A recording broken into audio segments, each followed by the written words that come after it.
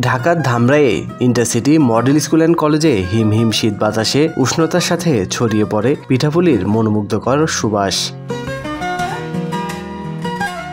এই বিশেষ দিনে অনুষ্ঠিত হলো পিঠা উৎসব, যেখানে নানা ধরনের ঐতিহ্যবাহী পিঠা উপভোগ করার সুযোগ পান সকলেই। পিঠা উৎসবের আয়োজন করা হয়। আশা করি আমরা ভবিষ্যতে এরকম আরো অনেক পিঠা উৎসবের আনন্দমুখর সময় কাটাতে পারবো। এখানে হচ্ছে চিতই পিঠা মরিচের ভর্তা দিয়ে, এটা পাটিসাপটা, এটা তেলের পিঠা, এবং এটা হচ্ছে চিতই পিঠার ভর্তা। জি ভালো। উৎসবের প্রধান অতিথি হিসেবে উপস্থিত ছিলেন সাবেক ভারপ্রাপ্ত প্রধান শিক্ষক কুশরা আব্বাস আলী উচ্চ বিদ্যালয়ের মোহাম্মদ তোফাজ্জল হোসেন, বিএসসি বিএড। তার উপস্থিতি অনুষ্ঠানটির গুরুত্ব আরও বাড়িয়ে তোলে।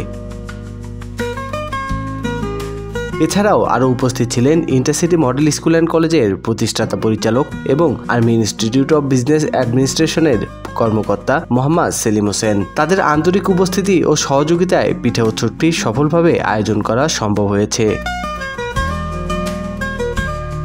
এই উৎসবটির মাধ্যমে শুধু পিঠাপুলি নয়, একটি ঐতিহ্যকে সবার মাঝে ছড়িয়ে দেওয়ার প্রয়াস চালানো হয়, যা শিক্ষার্থীদের সাংস্কৃতিক মানসিকতার বিকাশেও সহায়ক ভূমিকা পালন করে।